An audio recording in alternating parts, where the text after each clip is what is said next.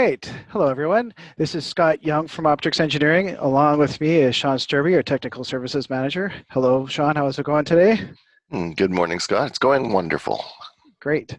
So this is another edition of the Optrics Insider, where Sean's going to bring us up to speed on some things that he's seeing out there for on the internet that's pertinent to today's IT managers and IT directors and IT admins. So Sean, the first one is a vulnerability with Microsoft Teams, which is actually great that you brought this up because I know my son's school uses it.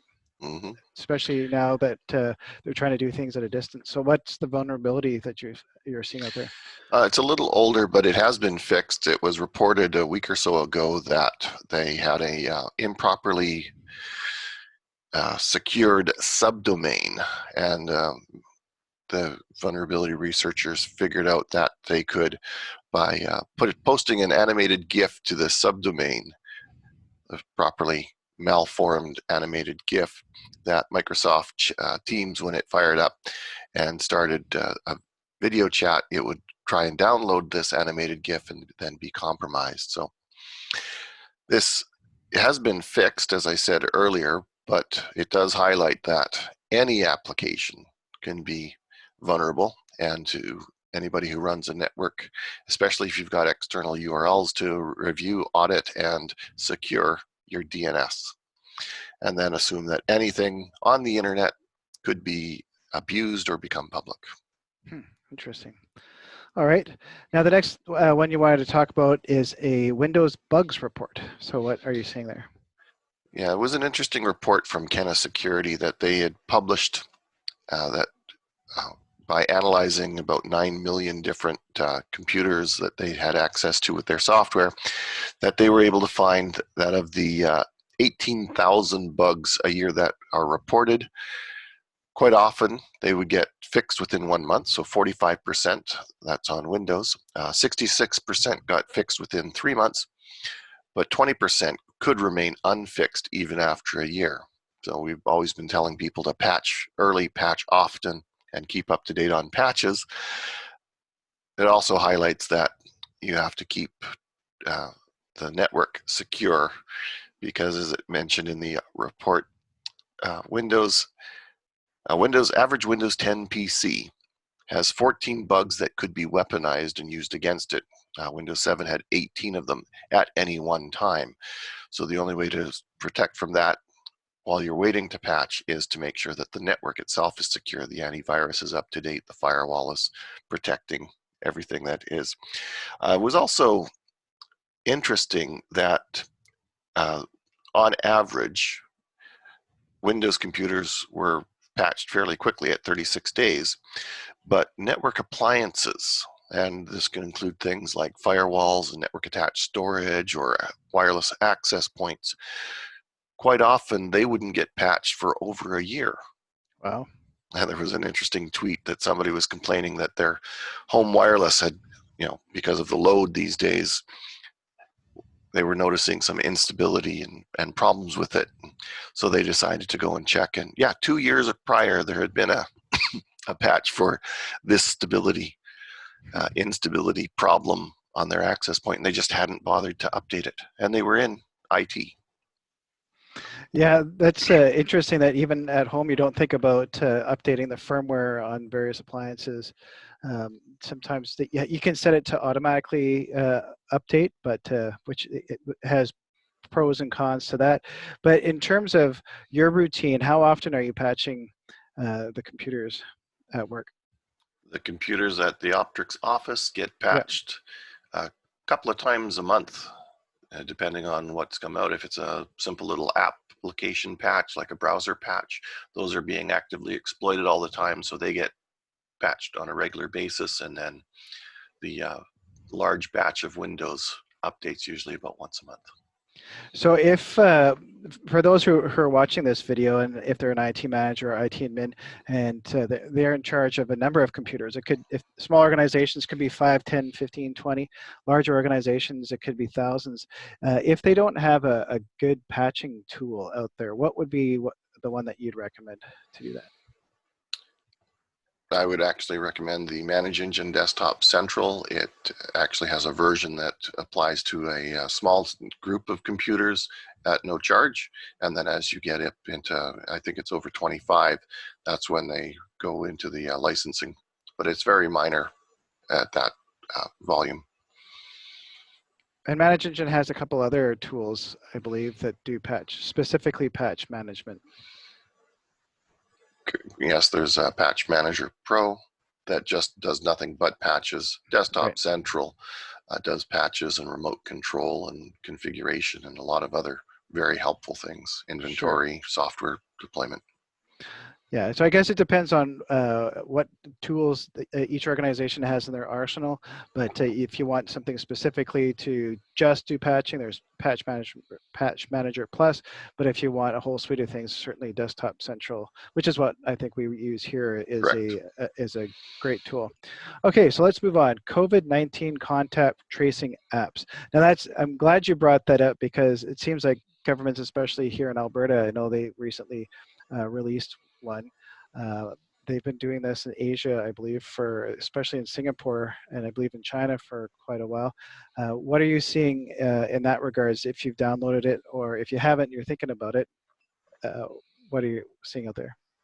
Well, I haven't downloaded any of the apps myself, but I have been keeping my finger on the pulse of what the industry experts are saying, like Bruce Schneier, I believe his name is pronounced. He's very big on privacy. So properly done, it could be a good thing.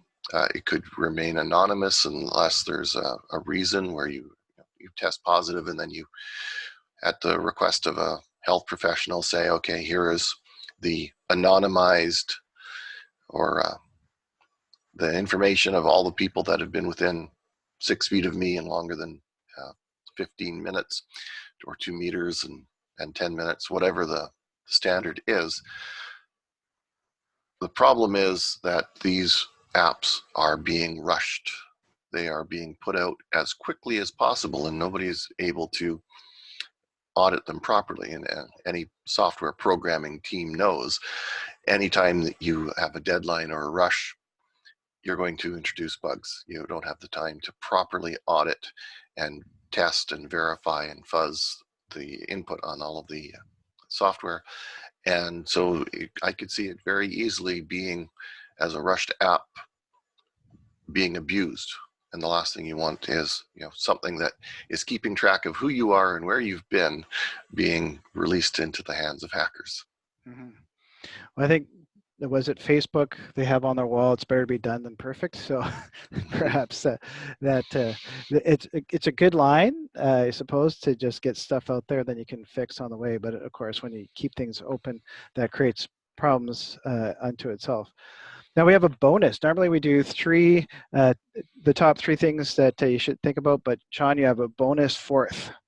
Yeah, IoT Buyer Beware. Right. So throughout the computer industry, you can buy devices that are completely self-contained, or you can buy devices that rely on the manufacturer's cloud environment to be able to continue to run. So it was interesting that the Belkin Wemo, they provided the device and had with the cost of purchasing the device, they included the cloud service required to manage it.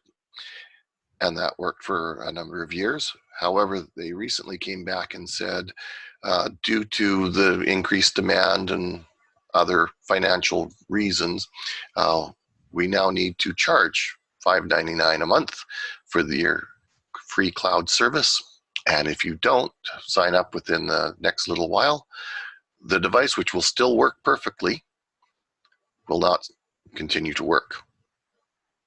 You need the cloud. So just a buyer beware that anytime you buy something that absolutely depends on a cloud service, it might become end of life sooner than you think. And just to clarify, what is the Belkin Wemo? I believe it's a software managed, either light or plug. Yeah, you kind of wonder if, especially if you pay like, just going to throw a number out here, $20 for a device, whatever IoT device, Internet of Things device, and it could be like a Nest um, thermostat or lights, and you really depend on it. And how could, for $20, the manufacturer offer a free cloud service? So I guess to a certain degree you should expect it, but hey, if you become reliant on whatever that device is and how it impacts your life, Mhm. and then they say, well, in order to use it, you need to spend $5.99 a month. You have to really gauge: do you really need it? Mhm. Does it really improve your life? So interesting. Yeah, and there are lots of devices that rely on the cloud. Like I have an Alexa Mini, and you need to have the Amazon Prime account, and that's fine. It plays music, but it was part of the upfront contract. I knew I had to have this service before I could get the device. Reversing it and saying, here's a device with a free service, and then, oh no, we have to charge for the free service now after the fact, after you probably have become so used to it after using it for a couple of years that's it's going to be interesting what happens if there's going to be a class action lawsuit, or if they're going to have to backtrack on that. Hmm. Yeah, it seems like manufacturers, uh, of all types, they want to get you on some sort of subscription service so that they can build that recurring revenue stream, and and they all add up. So before you know it, you've got $500 a month in just subscription fees for music services, cloud services, whatever. So I guess from a budgeting perspective, just go in with your head up, knowing what you're getting yourself into, and knowing that these things certainly add up. But Exactly. right on. Okay, well, thank you, Sean. So for everybody watching this video, if you could do us a favor and a solid, if you find this information useful, is like, share, and subscribe. And please leave a comment below on a question you'd like to ask Sean, or an area that you'd like us to look into. But thanks for watching. Thanks, as always, for your time, Sean, and for keeping your eye on things. And we look forward to doing another one of these next week. Have a great week, Okay. folks. Take care. Bye-bye. Bye.